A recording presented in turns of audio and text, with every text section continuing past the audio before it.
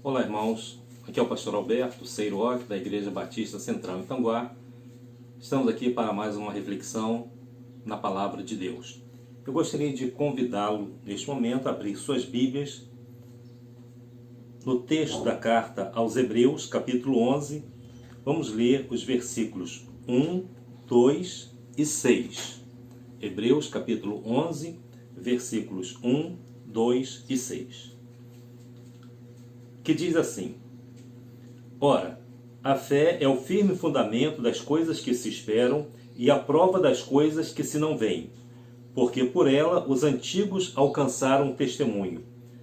Pela fé entendemos que os mundos pela palavra de Deus foram criados, de maneira que aquilo que se vê não foi feito do que é aparente.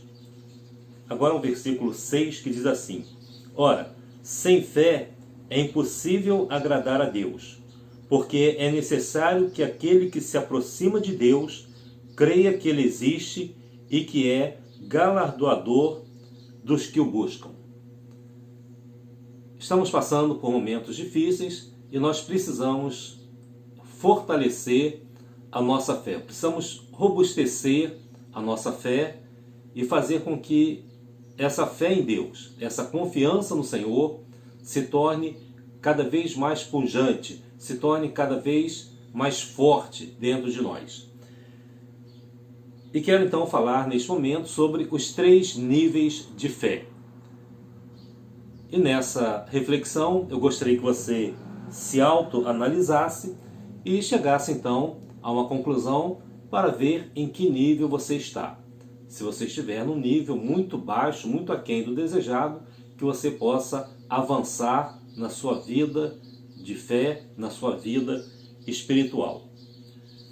A pergunta é: o que é fé? O autor de Hebreus, ele traz o que eu chamo de a maior definição de fé que nós conhecemos na Bíblia. No versículo 1 ele diz assim: Ora, a fé é o firme fundamento das coisas que se esperam e a prova das coisas que não se veem. Isso significa que aquilo que eu espero, aquilo que eu aguardo, eu já tenho um firme fundamento, uma convicção. É mais do que uma esperança, é mais do que uma expectativa, já é uma certeza. É o firme fundamento das coisas que se esperam. E antevejo, através da fé, aquilo que ainda não pode ser visto através dos olhos humanos. Ou seja, a prova das coisas que não se veem. Aquilo que não pode ser visto fisicamente, pode ser visto através dos olhos da fé. Um dos grandes problemas que nós enfrentamos hoje no desenvolvimento da nossa fé é a questão do medo.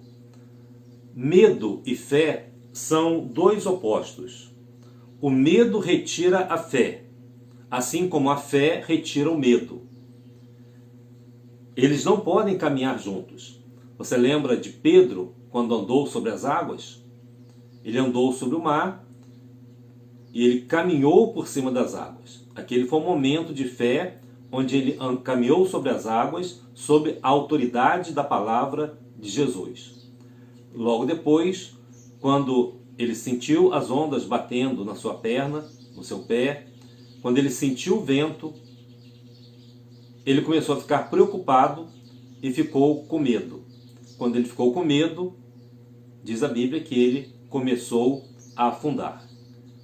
Porque fé e medo não conseguem andar juntos.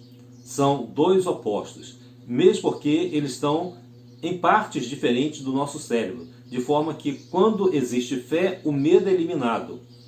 E quando existe medo, a fé ela se torna enfraquecida. O que é o medo? O medo é um estado afetivo, é um sentimento, uma emoção que está dentro de nós. Esse medo ele é suscitado pela nossa consciência de um perigo que nós estamos passando. Por exemplo, estamos atravessando um momento difícil na história da humanidade, que é o coronavírus.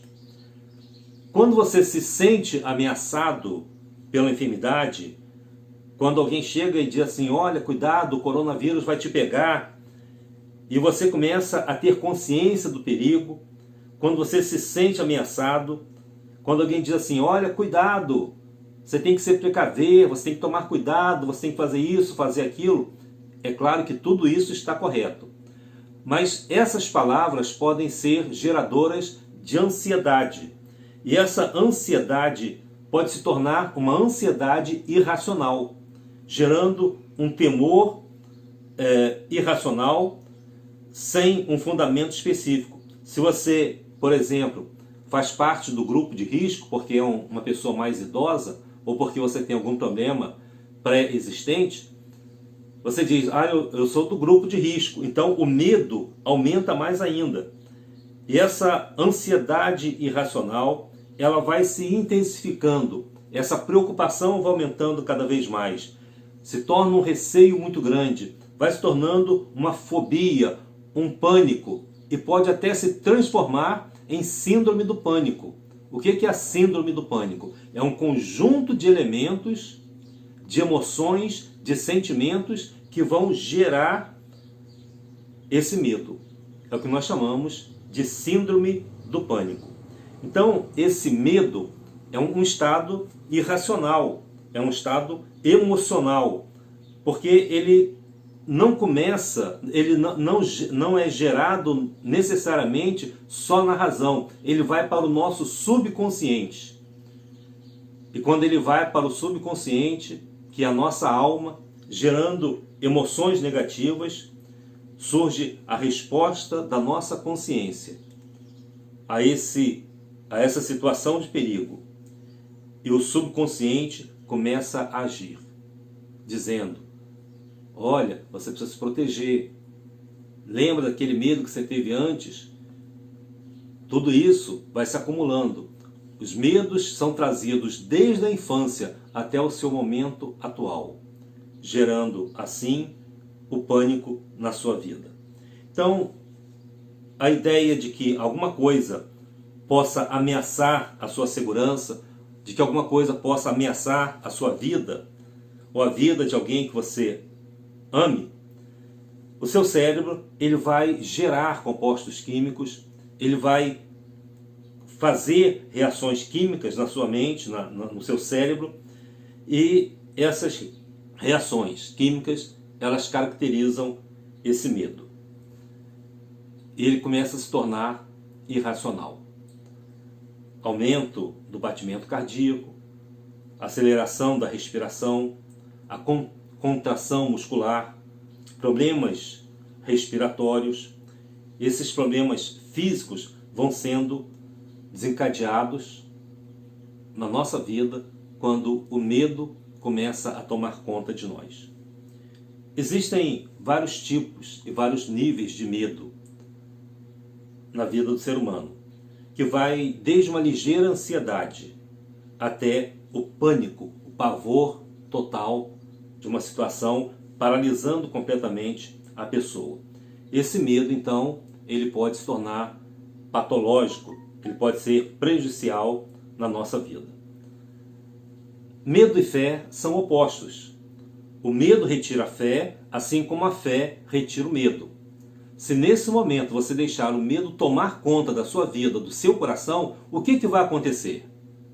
Se você deixar que esse medo domine a sua vida, você vai entrar em pânico. E a única forma de você vencer esse medo é desenvolvendo a sua fé, porque a fé retira o medo. E nesse momento de preocupação, a melhor forma de vencer esse medo é desenvolvendo a fé. Mas desenvolver a verdadeira fé em Deus. Por quê?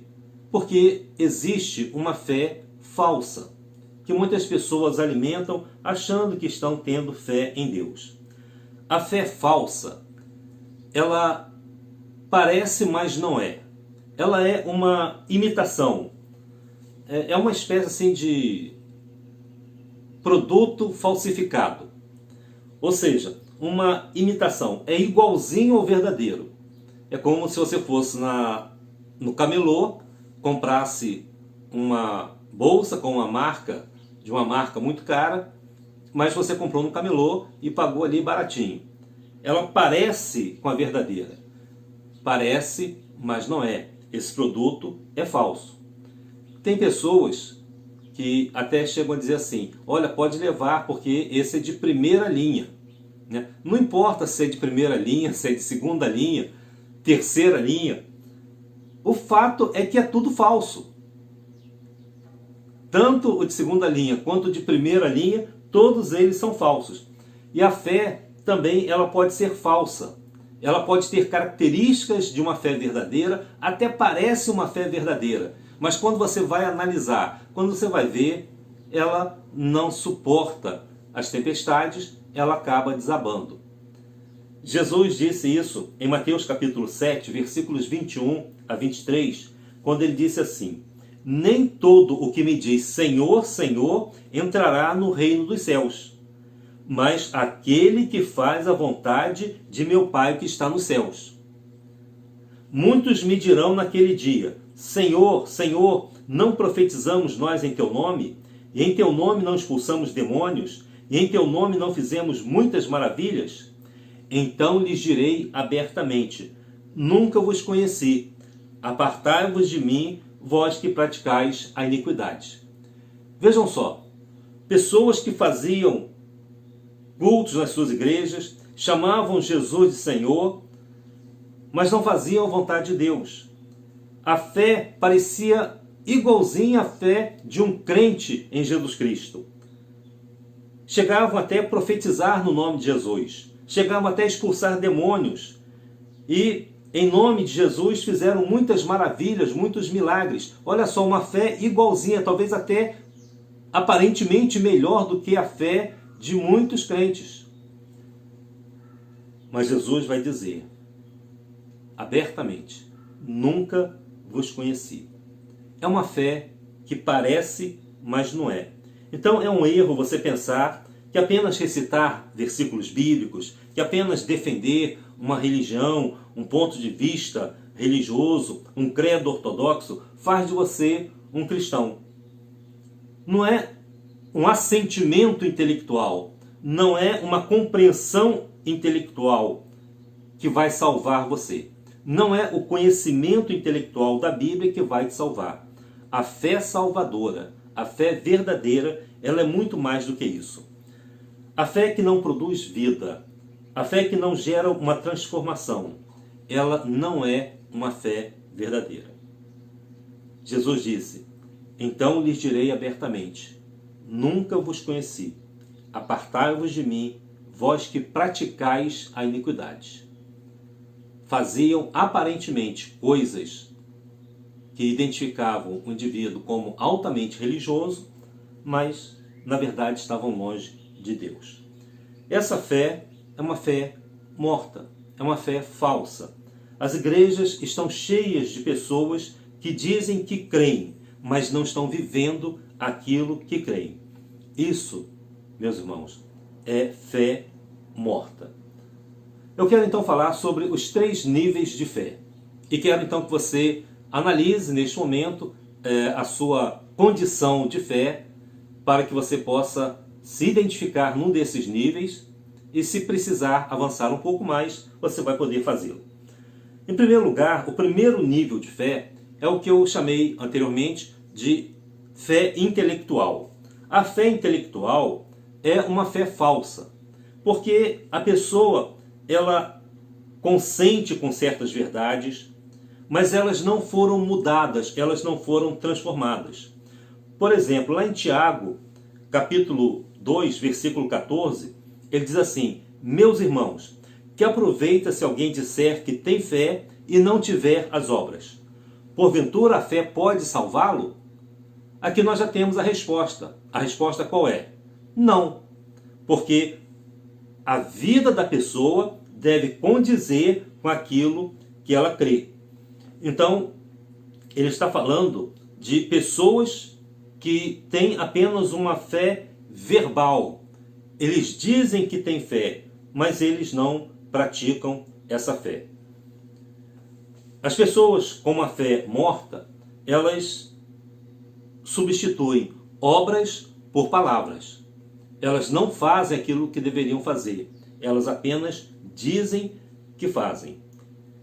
Podem até conhecer doutrinas, mas eles não praticam a doutrina.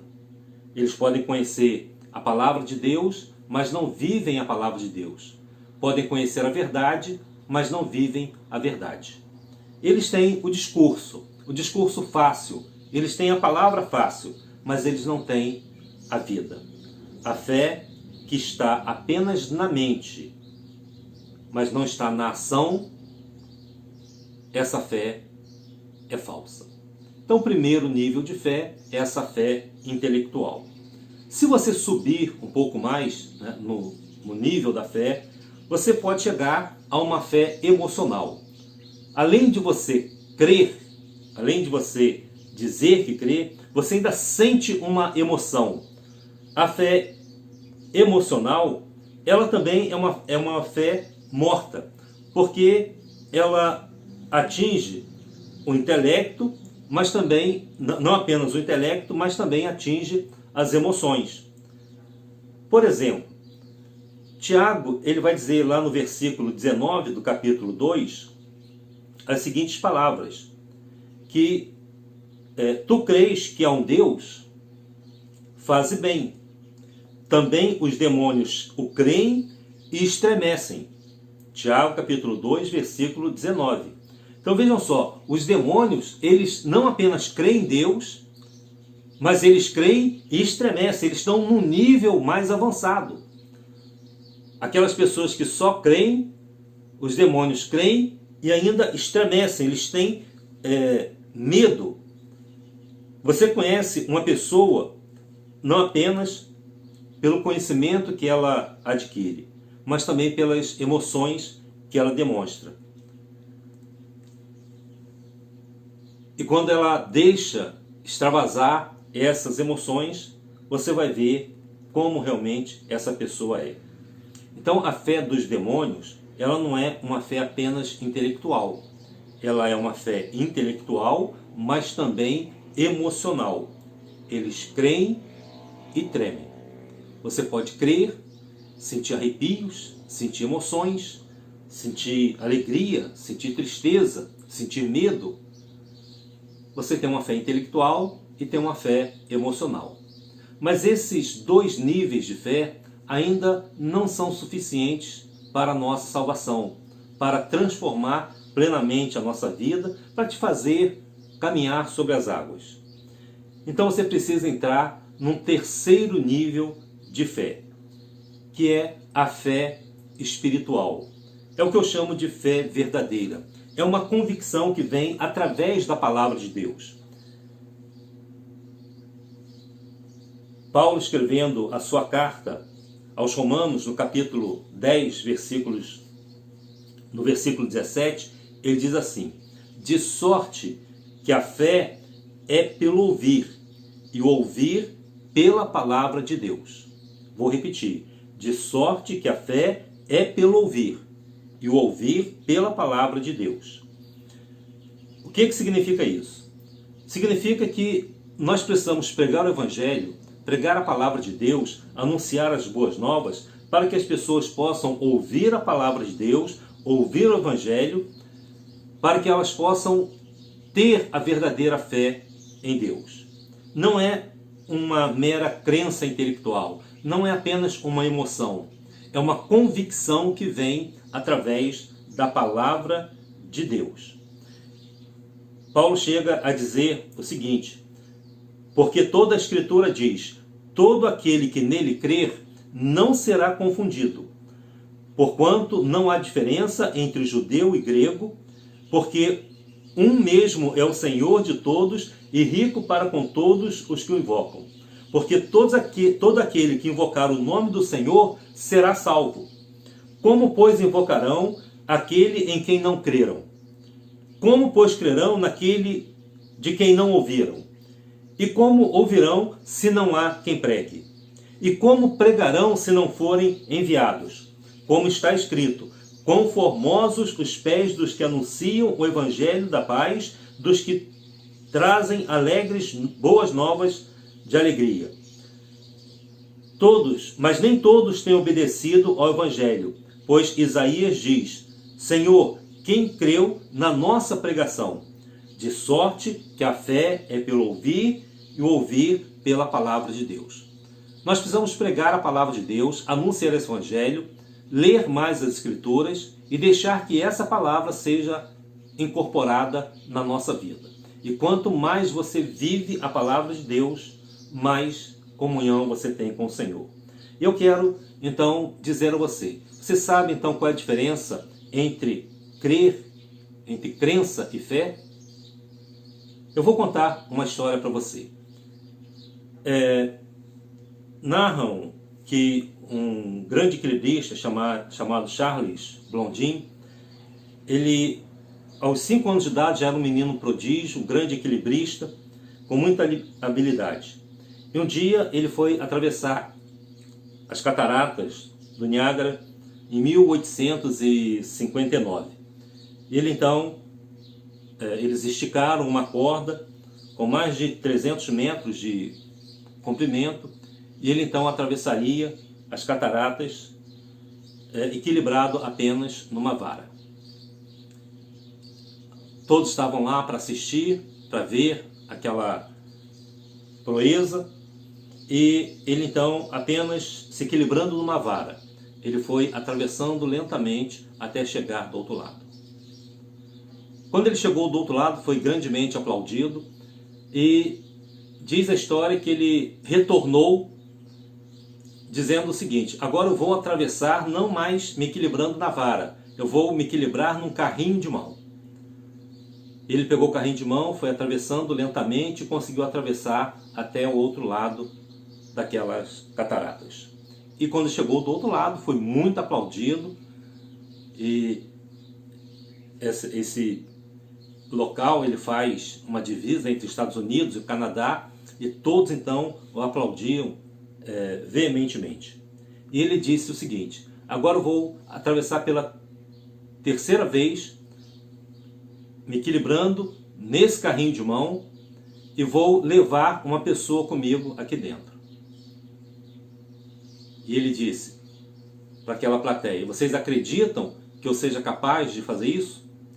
Ele já tinha passado com o seu produtor nas costas, carregando nas costas. E ele perguntou: vocês acreditam que eu seja capaz de fazer isso? E todos disseram: sim, nós acreditamos. E ele perguntou: qual de vocês quer entrar dentro do carrinho? Ninguém apareceu. Muitos acreditam, mas nem todos querem entrar dentro do carrinho. Muitos acreditam em Deus, mas não querem colocar a sua vida nas mãos de Deus. Pense nisso. Você crê em Deus? Você tem fé em Deus? Ou você apenas diz que crê, mas não entregou a sua vida nas mãos dele? Que hoje você possa fazer essa decisão em seu coração. Que Deus te abençoe.